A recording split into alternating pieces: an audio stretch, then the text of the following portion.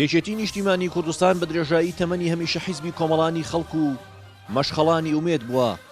بەهێزی و گەورەی یەکێتی لە پاڵ سەروەری و خوێنی پیرۆزی شەهیدەکانی ڕێبەرێکی گەورە و مەزنە کە لە 4 دێی تەمەنی پڕسەروەری یەکێتیدا سایە و سێبەری هەمووان بوو.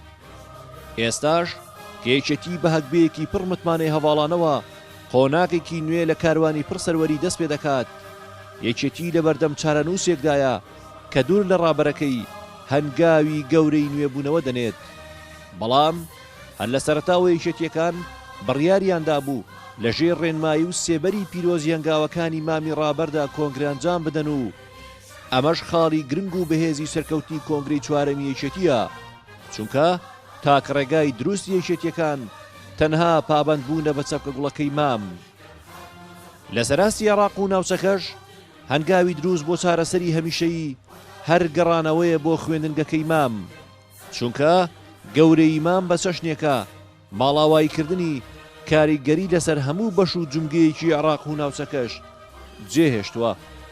غیابی زەرۆک مام جەلال لە عێراق بۆشایی گەورەی دروست کرد. لە هەرێم گرفتەکان لە نەبوونی ئەودا زیاتر و نێوانی لایەنەکان درز و دژواری زۆری لێکەوتەوە. لە بەشە بە زۆر دابڕێنراوەکانی نیشتیمانیش کوردانی دابڕاو لە کوردستانی گەورە دووچاری ئەشکەنجە و زیندان بوونەوە. گوتاری یەکگرتووی کورد بەرەو پەردبوون ڕۆیشت و هیچ کەسێک نەبوو بە وێنەی مام یار و نەیار لەسەر یەک مێز کۆ بکاتەوە و بەخەندەوە زامی قوڵ ساڕێژ بکات و ڕێگای شەوە زەنگی ناومێدی ڕۆشن کاتەوە. سەرکردەیەک ڕابەرێکی گەورە ئەوەندە کاریگەر و بەهێز بوو بێت بەم شێوازە گەورەی لە دڵ و دەرونی نەتەوەکەیدا بژی حیزبەکەی چۆن سەرمەشقی نوێگەری و نوێبوونەوە نابێت. ڕابەرێکی گەورە لە 4 دێی خەبات سایە و سێبەری هەمووان بوو بێت حیزبەکەی چۆن پێشەنگی دۆزی ڕەوای نەتەوەکەی نابێت. سەرۆکێک بە درێژایی تەمەنی لە شاخەوە بۆ شار، لە شارەوە بۆ کۆشی کۆماری و لەوێشەوە بۆ ناوەندە باڵا و گەورە و کاریگەرەکانی دنیا خەمی قوڵی نەتەوەکەی لە ناو جانتاقیدا بوو بێت چۆن حیزبەکەی ڕێی ڕۆشنی گەیشتن بە کەناری ئارام ون دەکات. سەرکردەیەک بۆ تەنها ساتێکیش وچانی نەدابێت و بێپشوو ڕێبواری ڕێگەی ئازادی و دیموکراسی بوو بێت چۆن حیزبەکەی پێشەنگی بنیادنانی کۆمەڵگەیەکی مەدەنی نابێت. ڕابەرێکی گەورە ئەوەندە خەمی یەکسانی و هێنانە پێشەوەی گەنجانی بوو بێت چۆن حیزبەکەی بەجەستەیەکی نوێوە خوێنی نوێ لە دەمارەکانی دانابێت. ڕێبەرێکی مەزن ئەوەندە خەمی ئاشتی و یەخستنی ناوماڵی کوردی هەبوو بێت حیزبەکەی چۆن ئاڵا هەڵگری ئاشتی نابێت. سەرۆکێک هەموو خەمی پارێزگاری بوو بێت لە کوردستان خوێنکارەکانی چۆن سەنگەری پارێزگاری لە نیشتیمان نابن.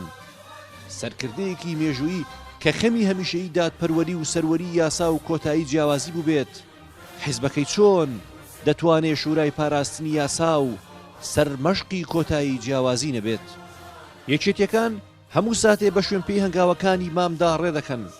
ئەوان دڵنیان هەنگاونان بە شوێن پێیەکانی مامی ڕابەردا هەمووان دەگەیەنێت بە ئارامی. ئارامی یەکێتی بەهێزبوونی حیزبی شەهیدان، یەکدەنگی و یەکگوتاری لە بڕیاردان، پیشاندانی یەکێتی لە وێنەیەکی گەورەی یەکگرتوودا هەمووی پەیوەستە بە چاکە گوڵەکەی مام، هەمووی سەرچاوی ئیلهام بەخشی ڕووباری پرمیهری مامۆستا و ڕێبەرێکی گەورەیە کە ئێستا لە دەباشان لە باوەشی نیشتیمانی ئازیزدا ئاسوودە خەوتووە. پەیامی ڕوونی کۆنگرەی چوارەمی یەکێتی لە پاڵ نوێبوونەوە گەیاندنی ئەم پەیامەشە بە مام کە ئێمەی خوێنکارانی ڕێبازی پیرۆز، ئێمەی گەنجان و کادران و تێکۆشەرانی ڕابردوو هەمووان تێک ڕاچەپکە گوڵەکەی تۆین و لە پێناو ڕێبازەکەی تۆدا وەک هەمیشە گیانفیدا و دەست لە سەرسین دەبین. ئەی ڕابەری گەورە و ڕێبەری کاروانی پڕسەروەری خەبات جەنابی مام. هونەر ڕەسوڵ گەلی کوردستان.